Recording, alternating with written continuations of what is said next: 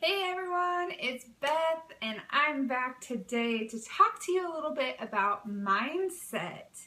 And I picked mindset because I've been doing a lot of thinking on this subject. And so I wanted to share kind of what I've been thinking about and kind of ask you guys where your mindset is. So this all started, I guess, a few weeks ago. I had someone ask me why I read personal development every single day.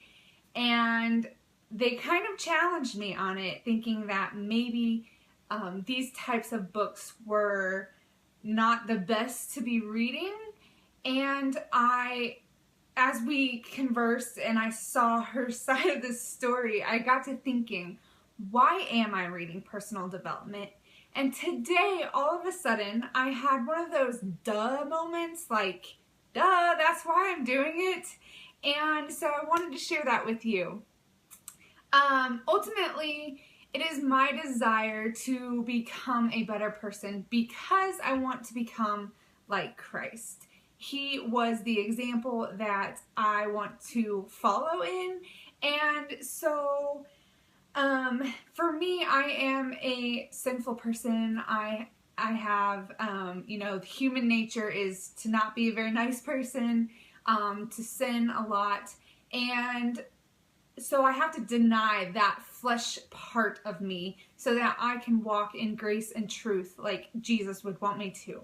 And so that's why I read personal development. That's why I listen to it. That's why I listen to uplifting things, because the mindset, it's all about mindset. Your mindset is your attitudes and your moods. It encompasses it all. And so I have to ask, what kind of mindset do you have? I get to work with women on a daily basis in my health and fitness groups, and I love my job. I love getting to see the transformation of their mindset, because this is a journey, and that's the missing link most of the time. These women come to me broken and discouraged and down on themselves. They look at themselves in the mirror and they talk negatively to themselves. They think they can't do certain things, and they use that phrase, I can't. And then after I've worked with them for a while, I get to see them change that I can't into I can. They flipped the mindset. Something in their brain has flipped the switch. And that is the most exciting part of this job. And so today I just want to share a little bit about the fixed mindset, and I want to share about the growth mindset, and then ask you which one you're in and where you want to be. So for the fixed mindset is maybe someone who avoids challenges. Do you avoid challenges? Do you hate challenges? Maybe because you want to succeed at something and you don't want to be seen as a loser or a failure. Do you give up easily? Someone with a fixed mindset gives up easily. I see that a lot in my groups. Not a lot, but some women give up on themselves before they've even gotten started. They give up eating healthy. They give up trying to work out and trying to make that part of their lifestyle. Do you ignore constructive criticism? When someone comes to you and says, I see this and I would like to see this, or maybe you could tweak this a little bit differently. Ignoring that part of a fixed mindset. Do you feel threatened by the success of others? I know this one's a little touchy, at least it steps on my toes a little bit, because in the day and age of social media, we get to see everyone's highlight reel. We hardly ever see reality on social media. Who wants to post a picture of when you've totally messed up or when you've just had a very ragged day?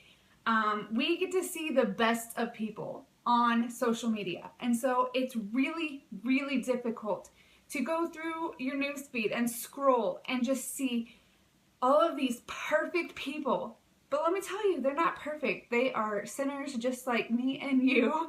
And They have bad days too. So don't let the newsfeed affect your mindset. And maybe it's success in a different way. Maybe it's if you have a business and they're being successful in their business, or it's whatever it means to you. Like maybe they have a bigger house than you and you see that as a success, or they have perfect kids, which I'm pretty sure is not existent. So if any of those things apply to you, think about that. Think about your mindset, where you are now. Let me tell you a little story. About 2 years ago, prior to my granny passing away, I was in this really dark area. My husband was traveling for work weekly. I rarely saw him, and when he did come home, he just wanted to sit in his chair. We didn't hang out a whole lot, and our marriage was kind of rocky during that time because I wanted to hang out with him. I wanted to be with him. I wanted the attention that I didn't get when he was gone, and traveling wore him out. So he just wanted to rest. He wanted to take that weekend and just chill and not do anything because he was so tired. And it went round and round and round for 2 years. He did this, and I had a fixed mindset, a negative attitude every single day. My life sucks. I don't have any friends. Just all of this negativity. And I didn't want to try to be better. I didn't want to try to have a better attitude. I didn't want to have to try to fix any of that. And it really took the situation I know that I talk about a lot of times, because it really was a turning point in my life, was when my granny when she passed away. I basically hit rock bottom, because that was just it was the tip of the iceberg. It just knocked me right over. And I hit rock bottom right at that point. And I talk about kind of going into a depression and just continuing in my mindset of negativity. And it was awful. It sucked. And then we moved and I got a fresh start. And it was then that I wanted to have a different life.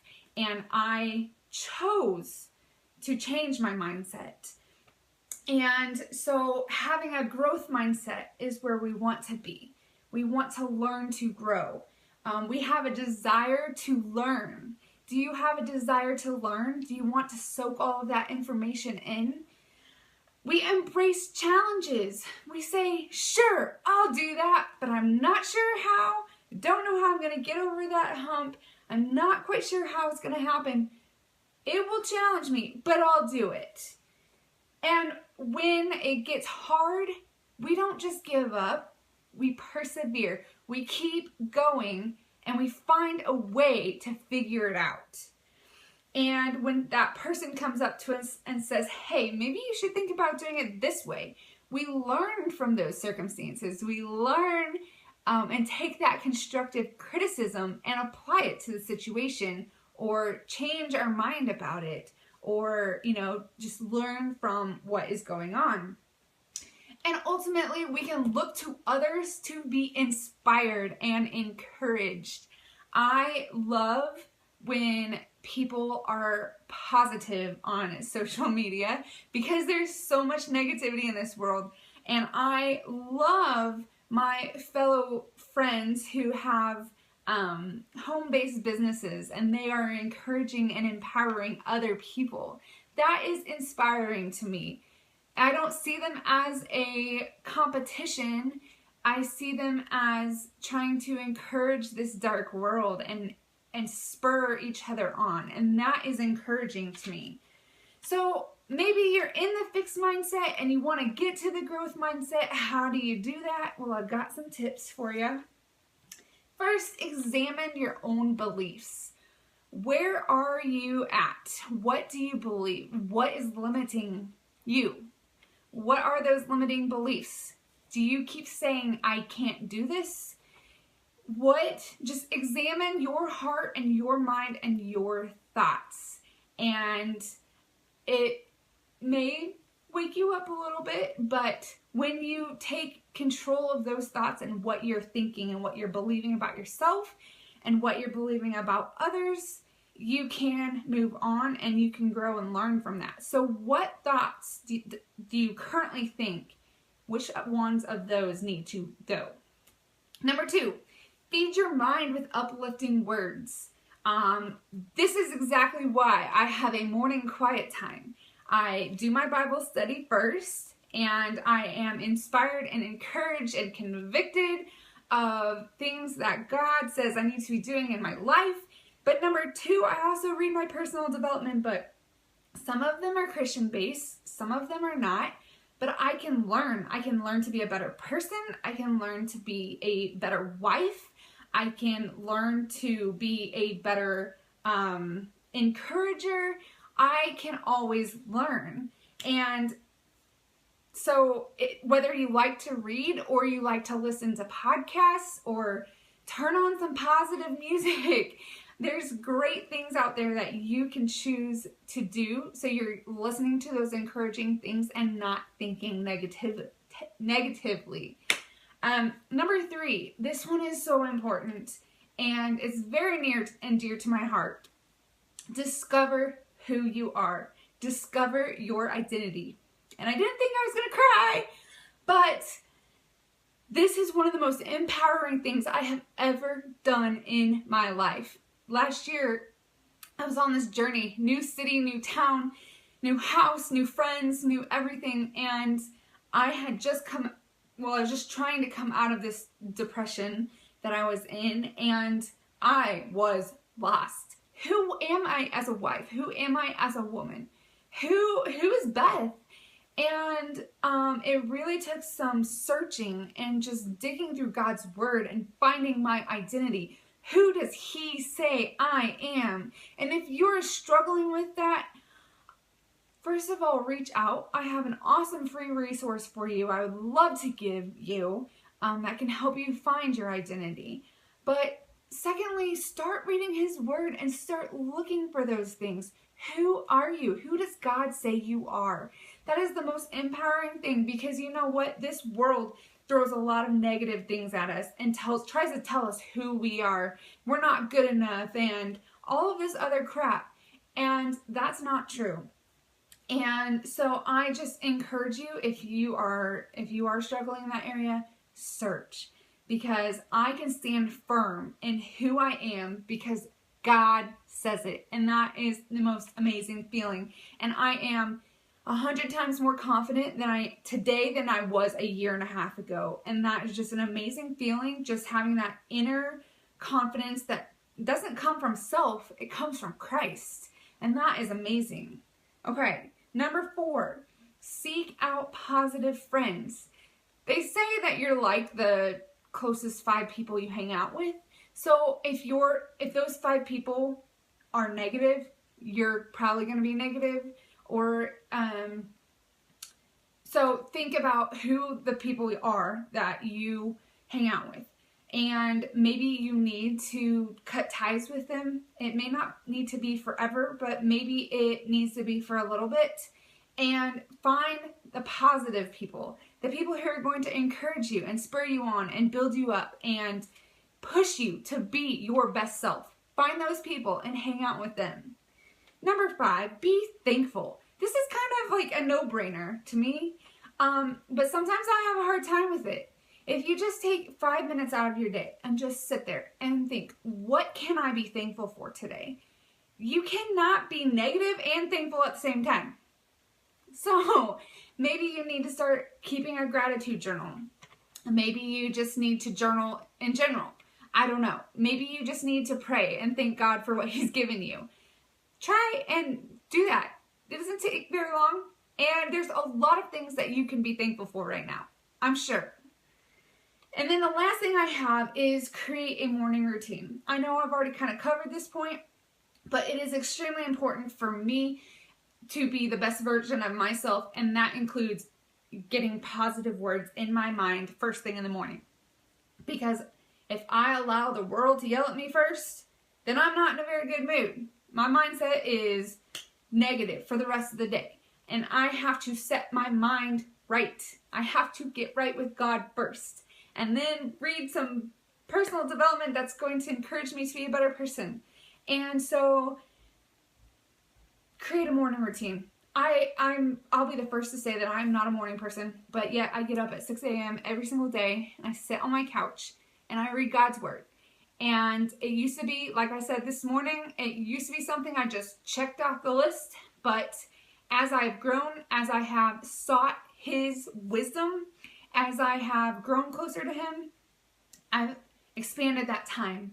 And it's really amazing how much you can grow in just 10 minutes a day. Maybe you need to start with 10 minutes a day and then work your way up. And as you mature in your faith, you're going to spend more time with God because you realize you need Him so you don't act like an idiot.